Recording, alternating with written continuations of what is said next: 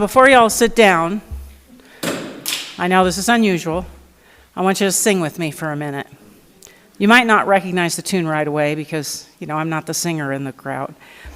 But don't worry, it's a song you all know, and we're only going to sing the first most famous verse. Ready? Amazing grace, how sweet the sound that saved a wretch like me.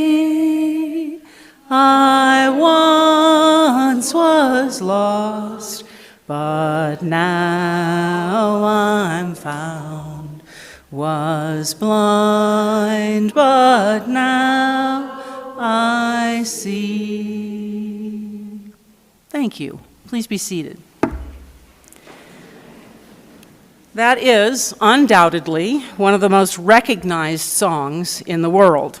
It's simple, it's soulful, and it's sung everywhere from quiet churches to memorial services. I even used it as a lullaby for my kids. In fact, Amazing Grace has been translated to as many as 60 different languages, reaching people across cultures and continents. But what gives this song its lasting power isn't its melody or even the words. It's the story behind it. It was written by John Newton, a man whose early life was marked by rebellion and cruelty and deep moral failure. As a British slave trader, Newton was involved in one of the darkest times in history.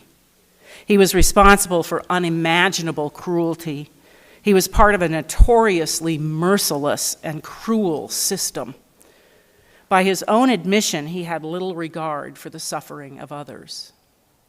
But one night, during a violent storm at sea off the coast of Ireland, when he had feared for his life, he cried out to God for mercy. Ironically, something he had withheld himself from so many. Surviving that storm began a profound transformation in his life. He eventually left the slave trade, became an Anglican minister, and joined the fight to abolish slavery altogether. The hymn he wrote isn't a nice religious tune. It is his testimony. It's shaped by the grace that completely changed his life. Just like John Newton, the man possessed by demons in our gospel today was someone no one thought could ever be saved. Lucky for that man, and for Newton, and for us, Jesus doesn't give up that easily. So let's get into the story. Jesus and the disciples have just come over the Sea of Galilee to the far side. In another touch point of similarity with the Newton story, just a couple of verses before our gospel today, the disciples cried out to Jesus to save them from the stormy sea, and Jesus did. He rebuked the wind, and the sea calmed, and so did the disciples. They've come over to what our reading calls the country of the Gerasenes. This is the east side of the Sea of Galilee, the Gentile side. You can tell it's a Gentile territory because they raise pigs there, right? Here we find that demon possession is not handled any better than the erratic, disturbed, unstable behavior is handled in any other part of the world. We have this man, naked, screaming, living among the tombs. And we have a nearby town, a town that has been dealing with a very sick man for a very long time. They have a system. They figured out a system to help manage this problem.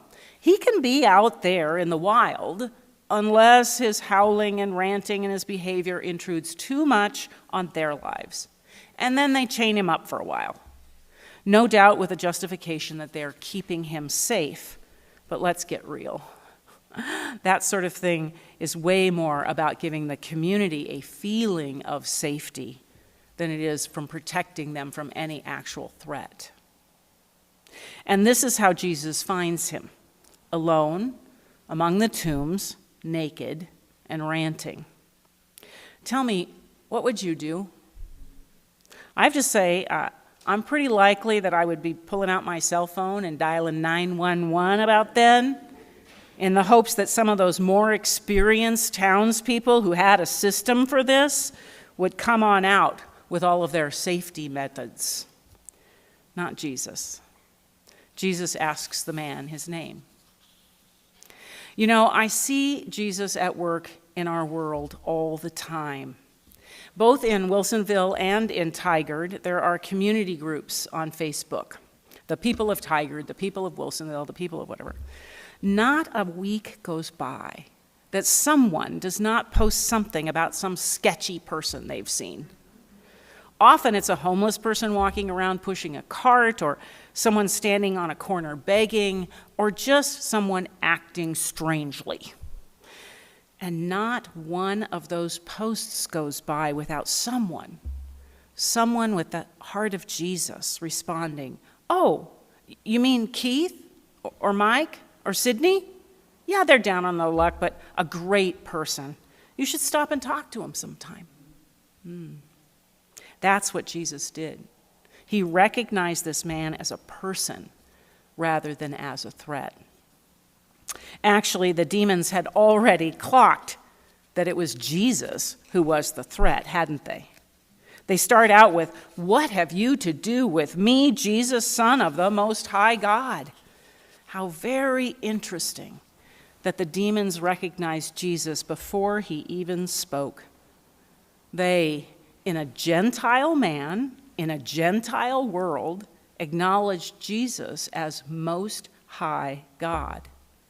At that time, Gentiles worshipped many gods, but the demons knew that this was the one above all. And so, when this Most High God asked their name, they responded, Legion. Now, I do not want to go down any rabbit holes here, and this particular story, I got to tell you, this particular story is pockmarked with rabbit holes for preachers to get lost in. But I do want to call attention to that name. We hear Legion and we think, oh, that means a lot, right? Like there are a lot of demons in there. The first hearers of the gospel would have heard Legion, and they would have immediately thought of the Roman occupiers of the land, the Roman oppressors, because a legion of soldiers was a huge number of Romans, somewhere between 4,000 and 6,000 of them. There are other places where Luke speaks to the first hearers where we can miss something. Other words that call to mind Rome and oppression and slavery and cruelty, and even sort of explain those tombs that the man is living in. If you want to hear more about those, though, because I promised myself no rabbit holes today, I did go down all of those rabbit holes 3 years ago on this Sunday, and you can still hear that sermon on YouTube. So, if you really, really want to hear about all that stuff, just go to the YouTube channel and scroll down till you get the one 3 years from now. I'm trying to avoid those little sidebars today, and I'm trying to get to the point. I know. Who knew I could do that, right? So Jesus recognizes this man's humanity. He asks the demons their name, and he sends them out of the man into the nearby herd of pigs. Those pigs then run for the cliff and hurl themselves into the sea, and the man is instantly healed. Healed and asking to become one of Jesus' disciples. Instead, Jesus sends him on a mission of his own to his own people. Stay, declare what God has done for you. While this man was healed quickly in the flash of an eye, it doesn't always happen that way. It took longer for John Newton to be transformed. It was about 6 years from his storm prayer to when he himself left the slave trade. And then it was 9 years after that moment at sea when Newton was ordained. And it was decades later that with Newton's help, the slave trade was abolished in the British Empire. So God works in God's time. Transformation comes, sometimes instantly, sometimes in stages. But make no mistake, when we ask for transformation, We get it. Perhaps that is what scared those townspeople so much that they asked Jesus to take a hike. If they allowed this Jesus guy to hang around long enough, things could get kind of messy and tough. The comfortable status quo might be challenged, and they liked their status quo. I mean, don't we? I really think, if we're honest, that most of us have a Gerasene moment from time to time. We want God around. We accept that we like that on our own terms. It's lovely when we have a quiet moment of prayer in a beautiful church and we feel God's presence deep in our hearts. But when God makes God's self known in a real way, it can be overwhelming. We prefer a mail order God, one who sends miracles through a courier rather than one who actually shows up. And let's be real, we can cling to certain comforts and habits even if they harm us. God's amazing grace can threaten the status quo of our inner lives, and that can be uncomfortable. I'm reminded of St. Augustine, who used to pray for the grace of chastity, but then he would add, "But not too soon, dear Lord." The good news is that the miraculous transformation we've talked about today seems to be about who God calls. The raving, naked, demon-possessed Gentile is made well and then given the job of spreading the word. The sinful, cruel slave trader is turned into an anti-slave activist, a clergy person, and a songwriter. God calls the afraid, the unclean, the unworthy, the outright sinful. And to that I say, thanks be to God, because that means that we are allowed to see Jesus. We are allowed to serve Jesus. We are the ones who get to tell and to sing the stories of faith to the world around us. Amazing grace, how sweet the sound that saved a wretch like me. I once was lost, but now I'm found, was blind, but now I see.